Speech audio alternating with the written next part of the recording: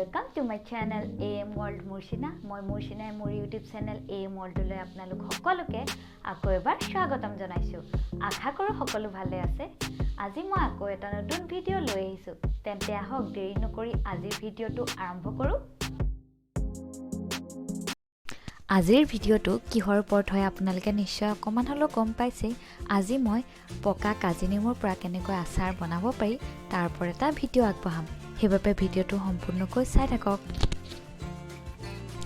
এই আচাৰটো তৈয়াৰ কৰিবৰ বাবে প্ৰথমতে কাজি নেমুবোৰ সৰু সৰু টুকুৰা টুকুৰকৈ কাটি নিমখ দি 2 দিন বা 3 দিন ৰ'দত আচলতে পানীটো শুকাই যোৱাকৈ 2 দিন ৰাখিলে যথেষ্ট হয়। যদি টান ৰ'দ দিয়ে পানীটো আচলতে থাকিব নালাগে আৰু 2 দিন এনেকৈ ৰ'দত ধুনীয়াকৈ শুকুৱাই ল'ব।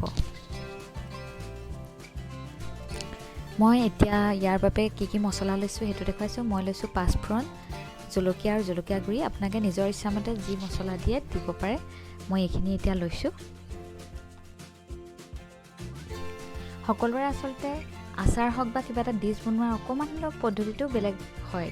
মইনো কেনেকৈ নেমু টেঙা আচাৰ বনাওঁ তেনেকৈহে দেখুৱাইছোঁ। আপোনালোকে নিজৰ ইচ্ছামতে বনাব পাৰে, কিন্তু মই যেনেকৈ বনাইছোঁ তেনেকৈ বনাই চাবচোন, খুব টেষ্ট হয়।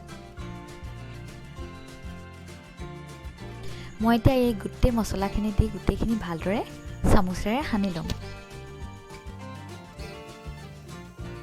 আগতে এনেকৈ মছলাখিনি ভালকৈ যেতিয়া সানি লোৱা হয় চামুচেৰে, তেতিয়া কি হয় গোটেই নেমুখিনিতে মছলাখিনি ধুনীয়াকৈ সোমাই যায়। নহ'লে কিছুমানত হয় কিছুমানত নহয়। সেইকাৰণে মই এনেকৈ ধুনীয়াকৈ আগতেই সানি লওঁ মছলাখিনি।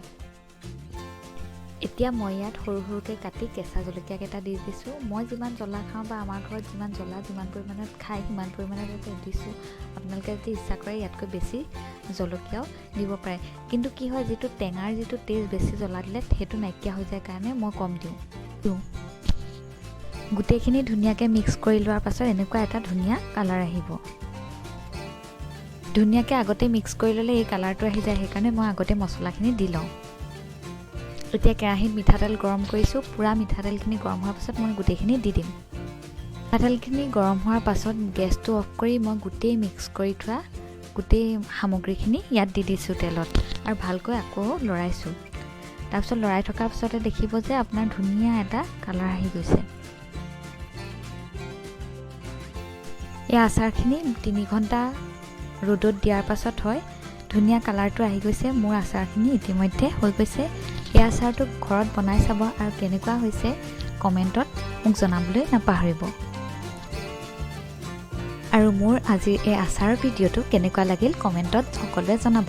আৰু যদি ভিডিঅ'টো ভাল লাগিল তেন্তে লাইক, শ্বেয়াৰ আৰু চেনেলটো ছাবস্ক্ৰাইব কৰি কাষত থকা বেল আইকনটোত প্ৰেছ কৰি দিব। ভিডিঅ'টো সম্পূৰ্ণকৈ চোৱাৰ বাবে সকলোলৈকে ধন্যবাদ থাকিল।